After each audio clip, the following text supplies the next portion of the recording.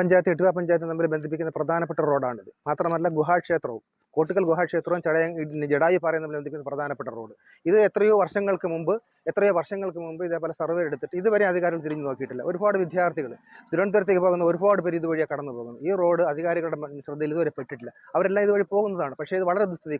ചെറിയ കുട്ടികൾ, സ്കൂളുകൾ, ധാരാളം സ്കൂളുകളുടെ കുട്ടികൾ പോകുന്ന ഒരു വഴിയാണ്. ഇതുവരെ അവർ തിരിഞ്ഞു നോക്കാത്തൊരവസ്ഥയാണ്. അത് വളരെ വിഷമത്തിലെ അധികാരികൾ എത്രയും പെട്ടെന്ന് ഇതിന് നടപടിയെടുക്കണമെന്ന് വിനീതമായി അഭ്യർത്ഥിക്കുകയാണ് ഞങ്ങളൊക്കെ. ശോചനീയാവസ്ഥ തുടങ്ങിയിട്ട് 15 വർഷത്തിപ്പുറത്തായി. ഇത് ചടയമംഗലം ഗ്രാമപഞ്ചായത്തും ഇട്ടിവ പഞ്ചായത്തുമായിട്ട് ബന്ധപ്പെടുന്ന ഒരു റോഡാണ്. നമ്മുടെ ഈ പറയുന്ന ഗുഹാക്ഷേത്രം ഈ റോഡിലൂടെ ഉള്ളതാണ്. ഈ റോഡ് ഇത്രയ്ക്കും ശോചനീയാവസ്ഥയായി കിടന്നിട്ടും ഈ സർക്കാർ എന്തുകൊണ്ട് ഇതിനു വേണ്ടി ഒരു ഫണ്ട് അനുവദിച്ചു തരുന്നില്ല? പല ഫണ്ടുകളും ഇവിടെ അനുവദിച്ച് തന്നിട്ടുണ്ട്, പറഞ്ഞിട്ടുണ്ട്. കിഫ്ബിയുടെ ഫണ്ടുണ്ടെന്ന് പറയുന്നു. ആര് പറയുന്നു നമ്മൾ വിശ്വസിക്കാൻ പറ്റും? വർഷങ്ങളായിട്ട് ജനങ്ങളെ ഇവിടെ അനുഭവിച്ചുകൊണ്ടിരിക്കുന്ന വേദനയാണ്. ഈ റോഡ് നിങ്ങളെല്ലാവരും കാണുന്നല്ലേ? ഇതിന് എന്തൊരു പരിഹാരമാണ് ഇവിടെ നമുക്ക് തരുന്നവര്?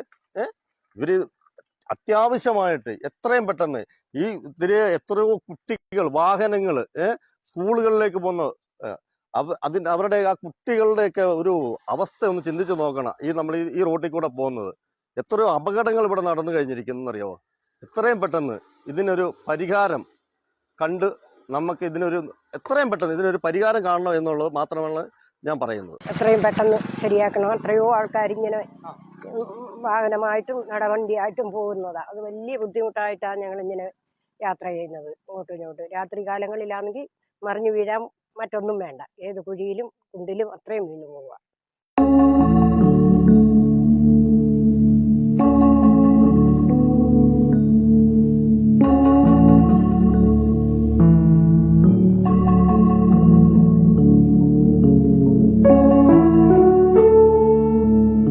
യാതൊരുവിധമായ വാഹനങ്ങളോ 2 വീലറോ 4 വീലറോ ഒന്നും പോകാനായിട്ട് സാധിക്കുന്നില്ല.